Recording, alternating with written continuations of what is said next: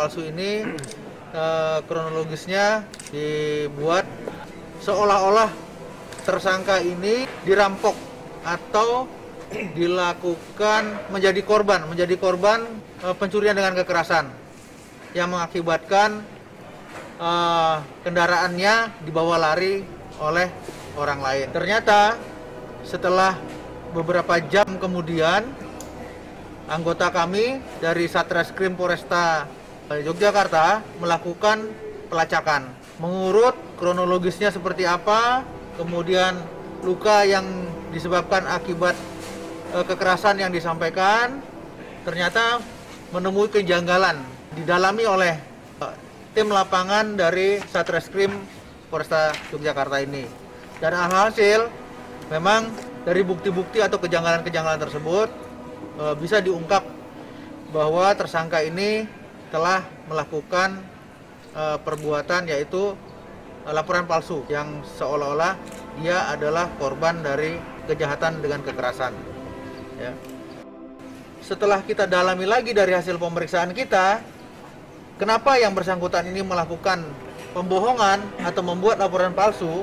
Dikarenakan ada permasalahan ekonomi yang cukup besar di dalam kehidupan keluarganya, termasuk juga karena dampak daripada COVID-19 ini pekerjaannya jadi hilang, sehingga dia membutuhkan uang untuk kebutuhan hidupnya. Sehingga motor yang dikatakan hilang itu ternyata digadaikan,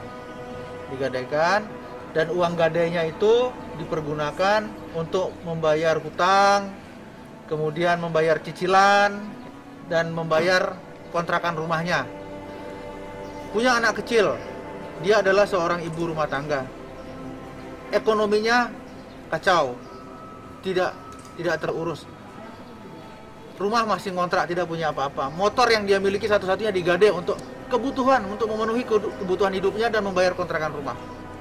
Dari hal ini, kita sebagai aparat penegak hukum tetap melakukan proses pembuktian terhadap laporan palsu ini. Namun, di balik itu semua, saya sebagai Kapolresta Yogyakarta memberikan kebijakan kepada tersangka ini. Kita juga menegakkan hukum, kita melihat beberapa faktor, termasuk salah satunya adalah azas manfaat. Dari azas manfaat ini, apabila saya lanjutkan berkasnya, saya lanjutkan perkara ini, maka yang bersangkutan atau tersangka ini akan mengalami beberapa kerugian yang cukup besar.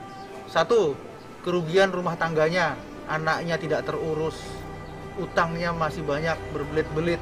Saya sampaikan kepada Kasareskrim, ya, kebijakan saya, ya sudah, kita berikan peringatan kepada yang bersangkutan agar tidak terulang lagi.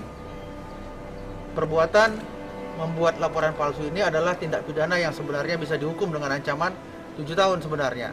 Tetapi sekali lagi saya sampaikan, saya sebagai Kapolresta Yogyakarta mengambil tindakan ini hanya demi karena kemanusiaan.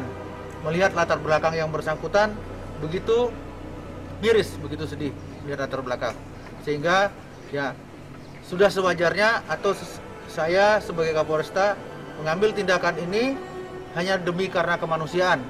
Melihat latar belakang yang bersangkutan begitu miris, begitu sedih melihat latar belakang. Sehingga ya sudah sewajarnya atau saya sebagai Kapolresta membantu yang bersangkutan untuk tidak mengulangi lagi perbuatannya, dan ini merupakan efek jera bagi yang bersangkutan dan yang bersangkutan bisa kapok tidak mengulangi lagi perbuatannya. Perbuatannya ya, saya rasa itu. Dan ini ada bantuan sedikit dari kita kepada Mbak. Semoga bermanfaat untuk memenuhi kebutuhan di rumahnya supaya tidak lagi melakukan hal tersebut ya. Ya, tolong diterima. Oke, makasih nggak ya? Diri pribadi mohon maaf atas segala tindakan saya. Saya menyesali perbuatan saya. Saya juga minta maaf kepada Bapak Polisi SDIY karena saya sudah menyusahkan perbuatan saya lagi. Sudah, itu. Terima kasih.